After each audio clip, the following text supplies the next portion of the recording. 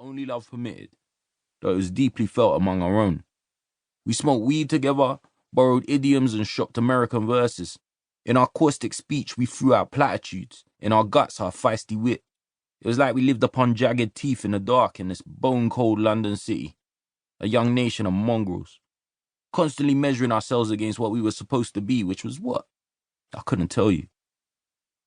For those of us who had an elsewhere in our blood, some foreign origin, we had richer colours and ancient callings to hear. Fight with, more likely, and fight for a push-pull of ancestry and meaning. For me, that meant Pakistan and its local mosques, which in these them meant going mosque and dodging Muhajirun. For my brothers on the state, they were from all over. Jamaicans, Irish Pikeys, Nigerians, Ghanaians, South Indians, Bengalis. Proper Commonwealth kids, innit? Even the Arab squaddies from UAE. We'd all spy those private schoolboys from Belmont and Mill Hill, and we wonder how it would have felt to come from the same story. To have been moulded out of one thing and not of many. There was nothing more foreign to us than that. Nothing more boring and pale to imagine. Ours was a language, a dubbing of noise, while theirs was a one note, void of new feeling and any sense of place. Place was our own. This place. Whether we heard the whispers of our older roots never mattered.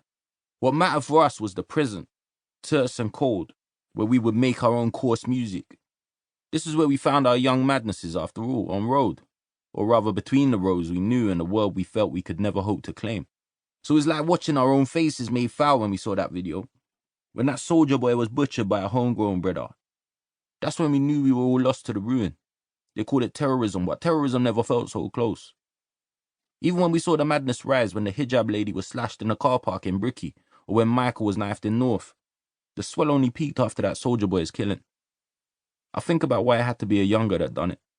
Why it was that when we saw the eyes of the black boy with the dripping blade, we felt closer to him than that soldier boy slain in the street. But now I know the city and the sickness of violence and mean living. These things come in sharp ruptures that don't discern. It was the fury.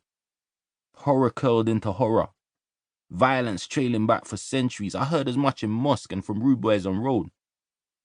So when the riots blew up in the square, when the Ummah came out and the Union Jack burned in the June air, the terror had become unwound and lightweight. Each of us was caught in the same swirl, all held together with our own small furies in a single mad, monstrous and lunatic city. 1. Mongrel. Estate.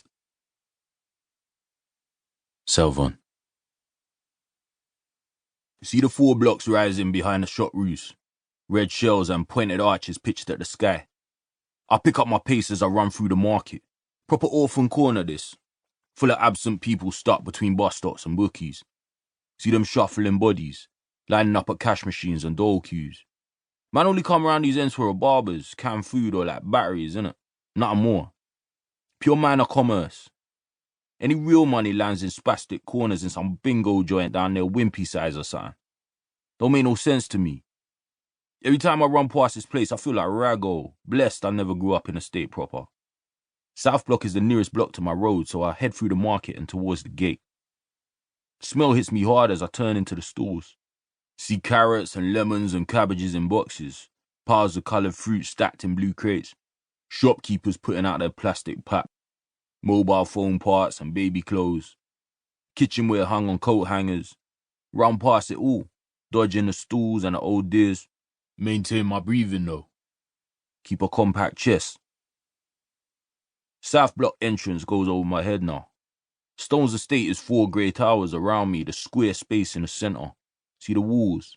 The graffiti's all over the brick walls like scabby tagging reading short names in code. No one around me, just my body in motion. Adidas and vests. See the broken windows and the overflowing garbage?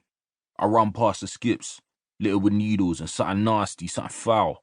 It reeks of piss and harsh filth washed up under darkness. Bun that. Instead, I make my eyes follow upward along the shape of the estate walls against the sky, sharp and unbending corners. South Block shoots up tall and narrow and I go around the patchy grass in the court. The block's just waking up to the day. I'll be back here in an hour for football with the lads, if football's still on, if it ain't been kiboshed like everything else has been this week. Yous should be texting me soon about it anyway.